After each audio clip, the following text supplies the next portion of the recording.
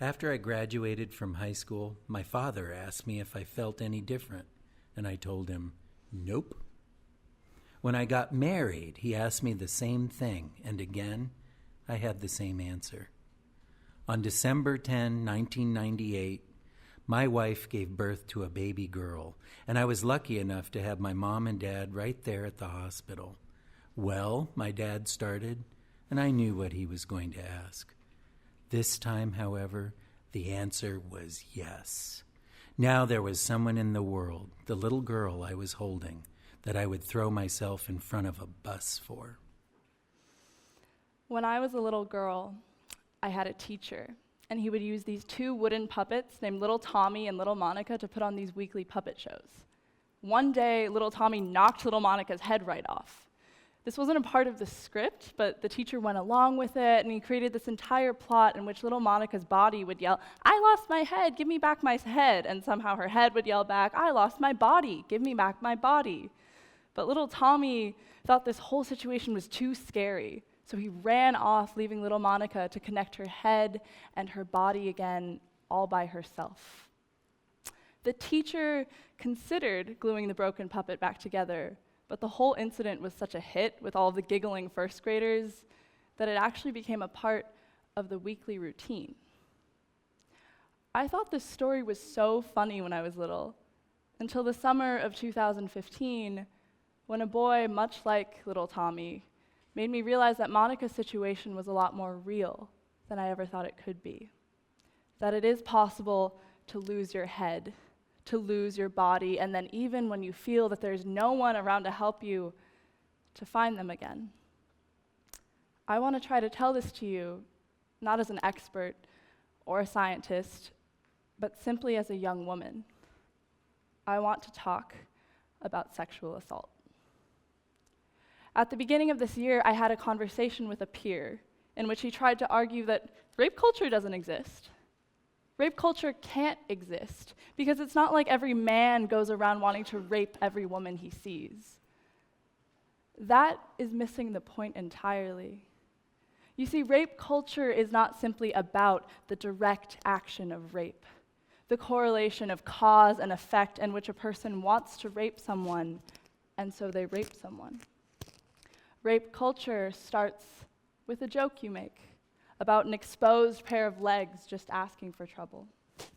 It starts when you see your boss's hand reach out and touch your coworker, obviously making them uncomfortable, but you don't say anything about it.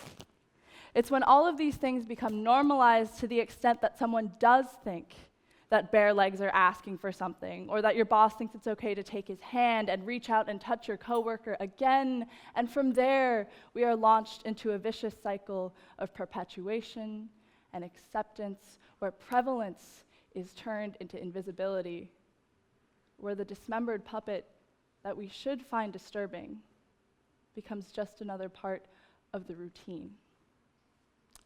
So here are 3 of my own truths that I want to posit today. First, to perpetuate rape culture is to separate a person's body from the human being inside of it. Second, rape culture itself is so pervasive that we don't even notice it anymore. And third, my strongest weapon in fighting against it is through telling my story. That summer in 2015, I was drugged and sexually assaulted during a study abroad trip in China.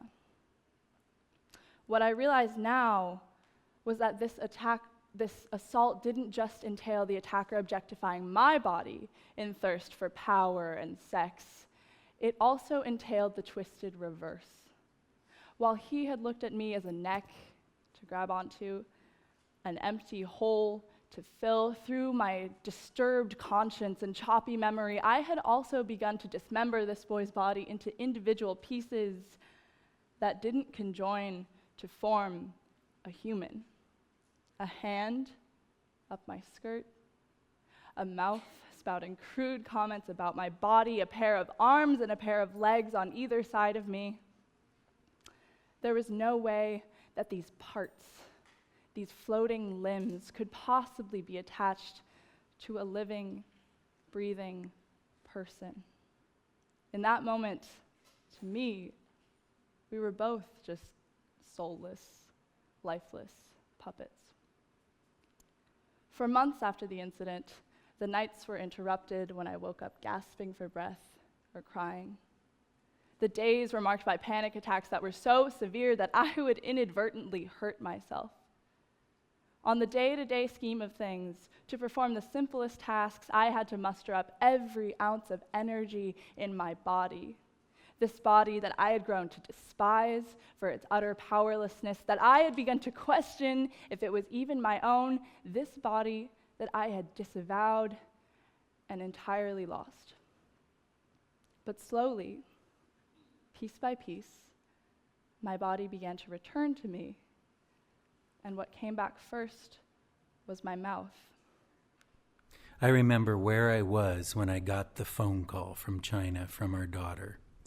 I could hear the hurt in her voice. I could hear how broken she was. She was in pieces. And she was all the way on the other side of the world. But if she had been right in front of me, I wouldn't have known what to do. I couldn't fix it. The first person I told was my father, my mentor in life, the one I looked up to most, the person who taught me to be smart, stay safe, be brave. I was terrified that I would disappoint him because I hadn't been smart enough, safe enough, or brave enough, but I told him everything from start to finish, and it was the hardest, scariest, most terrible phone call I've ever made in my entire life. I remember what I said. Dad, I went out to a bar with my host sibling and some friends. I got home. I felt dizzier than I should have. While my host family slept, one of the boys came into my room and laid there next to me. He had seemed nice earlier that night, but I hadn't really talked to him. I couldn't even remember his name. Dad, there was something wrong with my body. I couldn't move. I don't remember it all, but I woke up next to an open condom wrapper on the bedside table and an ache between my legs. Dad, I'm so scared. I'm so scared. In that moment where I felt most alone, all my father had said to me over and over was, I'm here. I'm here. After weeks of therapy, I opened my mouth again. I told my closest friends, I told my teachers, I told everyone I cared about, and everyone who cared about me, and to this I was met by 3 responses that all broke my heart in different ways. The first response was of shock. I can't believe it, people would say. I can't believe that happened to you. But that's the thing. It is entirely believable that it happened to me because it happens to 1 out of every 5 women. And the second response, what we really have trouble believing is that the statistic includes the people closest to us. The second response only made me realize this further. It was the response of painful familiarity. They'd look me in the eyes. They'd peer into my heart. Me too, they would say. These bodiless statistics have faces. They have the faces of our mothers, our daughters, our neighbors, our friends, and behind every single one of these faces is a story of heartbreak and a story of growth. The third response I was fortunate enough to have only had to encounter once, but I realize for many people, it's the only response they ever get. It is that of doubt and that of blame. Why were you drinking with people you didn't know very well? Were you wearing provocative clothing? Were you flirting with him? Did you ever actually say no? It is responses like these that make it so hard to come forward and share these stories in the first place. I have a theory that these responses come from the inability to even begin to imagine what this experience is like, how powerless you feel in that terrible moment, how helpless, how weak, how utterly incapable. These responses come from the lack of understanding that sometimes it is easier to give in rather than to fight because it hurts a little bit less. It comes from not understanding that if you do give in, that doesn't make it your fault. It is never your fault. That is why we must keep sharing.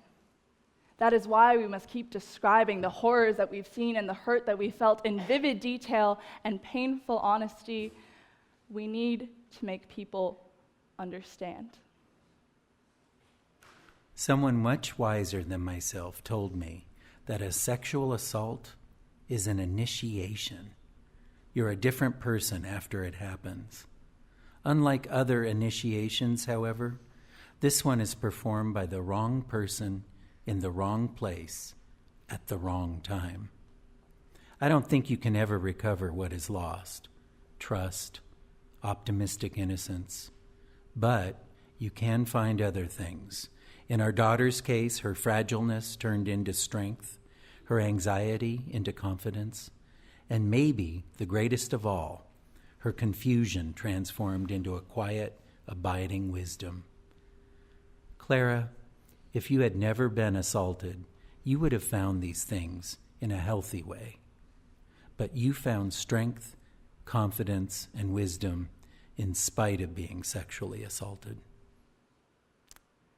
I continued to rebuild myself. When I regained my eyes, it was because I allowed myself to step back from the horrors of my situation and notice that along with the realization of the world's malignance, they were also opened to the capacity for human kindness found in the people that loved me. Late night phone calls when I woke up crying, talking me down from panic attacks when my vision tunneled and my lungs burned, holding me until I was convinced that I was safe and that I'd be all right. When I regained my ears, I was struck by the heartbreak of others who had stories of their own, but also by the hope in hearing that these others were now thriving. Like little Monica, I was putting myself back together, a piece at a time. I look back to my childhood, back to that first grade classroom, and wonder what would have happened if little Monica had said something. If she had turned to us and said, "I'm hurt." If she had turned to us and said, "I am scared," would all of her little first grade friends have blamed her for something little Tommy had done, or shrugged it off entirely? Or would we have made little Tommy own up to his mistakes and apologize? Would we have helped little Monica put herself back together? Would we have made sure that it never happened again? I'm not trying to naively oversimplify this terrifying, ageless issue into the straightforwardness of a first grade classroom. I don't mean to posit that it is even remotely easy to come forward and share these stories, or that the second that we do, suddenly the whole world is going to change.